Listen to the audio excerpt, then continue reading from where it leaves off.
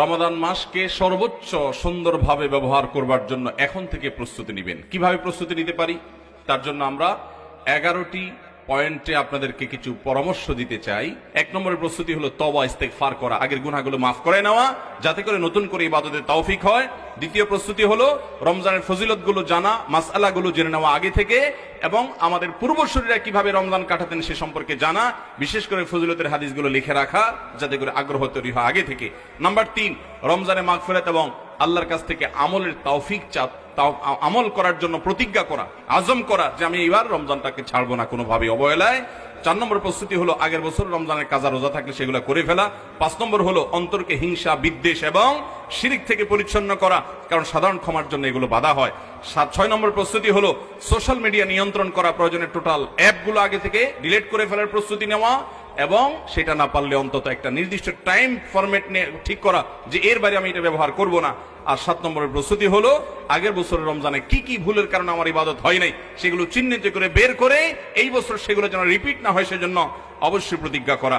এবং 8 নম্বরের প্রস্তুতি হলো শাবান মাসে ইবাদত বন্দেগী, এটা রমজানে যেগুলো করব সেগুলো রিহার্সেল, প্রস্তুতিমূলক শুরুটা এখন থেকে করা, নফল রোজা বেশি বেশি করে রাখা, নবীজি এই মাসে বেশি নফল রোজা রাখতেন। 9 নম্বর প্রস্তুতির অংশ হলো যে রীতিমতো একটা ছক এঁকে ফেলা, আমি কিভাবে রমজানের 24 ঘন্টা কাটাবো, রুটিন করা, এই রুটিনটাকে টাঙিয়ে ফেলা, এখন থেকে করে ফেলা সেটা। 10 নম্বর প্রস্তুতির অংশ হলো আমি যাতে শাবানের শেষ দিন রমজানের সূর্যটা, রমজানের চাঁদটা দেখতে পাই, যদি দেখতে না পাই অন্তত খুঁজবো, এটা রমজানের প্রস্তুতির অংশ। 11 নম্বর হলো আল্লাহর কাছে তৌফিক এবং দোয়া, এখন থেকে কামনা করা, হাত তুলে দোয়া করা আল্লাহর কাছে, আল্লাহ আমি রমজানের যে ইবাদতের তৌফিক পাই আপনি আমাকে সেই তৌফিক দান করেন। এই 11টা প্রস্তুতি আমরা গ্রহণ করবো তো ইনশাআল্লাহ। আমরা রমজানের প্রস্তুতি গ্রহণ করি, সবাই করি। কিভাবে করি? আমাদের দেশে বাজার নিয়ন্ত্রণকারী সরকারি যে প্রতিষ্ঠানগুলো আছে তাদের কাজ হয় রমজানের প্রস্তুতির অংশ হিসাবে অতিরিক্ত ছোলা, চিনি, তেল, তারপরে খেজুর এগুলো আমদানি করা। আর আমাদের যারা দোকানদার আছেন, বিশেষ করে মুদি দোকানদারীরা, তাদের বেশিরভাগ মানুষের ব্যবসার প্রস্তুতি হলো যে আগের কেনা মালামাল থাকলে সেগুলো সবগুলো সাইড করে ফেলানো, সেগুলো সবগুলো সরায় ফেলানো, যাতে করে দাম বেশি হবে যখন, বেড়ে যাবে যখন, তখন সেটা অধিক মুনাফায় বিক্রি করা যায়। এই গুদামজাত করে ফেলা হলো অনেক দোকানদারদের রমজানের প্রস্তুতি। আর আমাদের মিডিয়াগুলোর রমজানের প্রস্তুতি হলো যে কোন টেলিভিশন চ্যানেল ঈদের কোন দিন কোন নাটক কোন সিনেমা দেখাবে, এই হলো তাদের রমজানের প্রস্তুতি।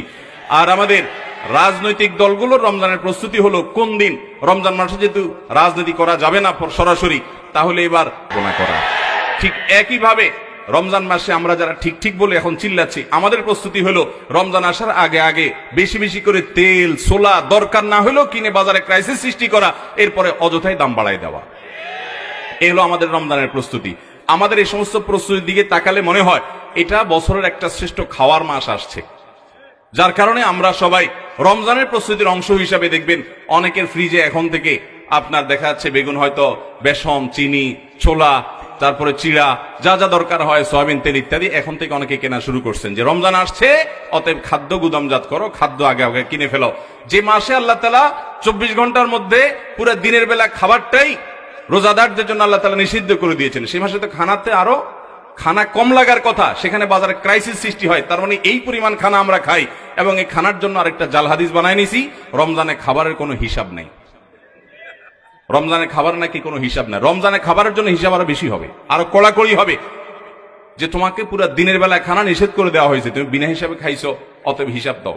ভাইরা আমার, রমজান মাস খাদ্যের মাস না, এটা ত্যাগের মাস, এটা সংযমের মাস, এটা সবরের মাস, এটা ধৈর্য ধারণ করার মাস, খাদ্য নিয়ন্ত্রণ করার মাস, নিয়ন্ত্রণহীন খাবারের মাস না। আমরা রমজানের এই ধরনের হাস্যকর প্রস্তুতি বর্জন করে আসুন যথাযথ রূপে সঠিকভাবে রমজানকে আমরা কাটাবার জন্য এখন থেকে প্রস্তুতি গ্রহণ করি। আল্লাহ আমাদের সবাইকে সেই তৌফিক দান করুন। সবাই নিয়ত করবো তো ইনশাআল্লাহ। আমরা যদি সঠিকভাবে রমজান কাটাবার জন্য পরিকল্পনা করি, প্রস্তুতি গ্রহণ করি, ইনশাআল্লাহ এই একটি রমাদান আমার জান্নাত নিশ্চিত করার জন্য, জাহান্নাম থেকে মুক্তির পরোয়ানা পাওয়ার জন্য, আল্লাহর মাগফিরাত এবং নাজাত নিজের করে নেওয়ার জন্য যথেষ্ট হবে। নিয়ত করবো তো ইনশাআল্লাহ। আল্লাহ আমাদের সবাইকে তৌফিক দান করুন।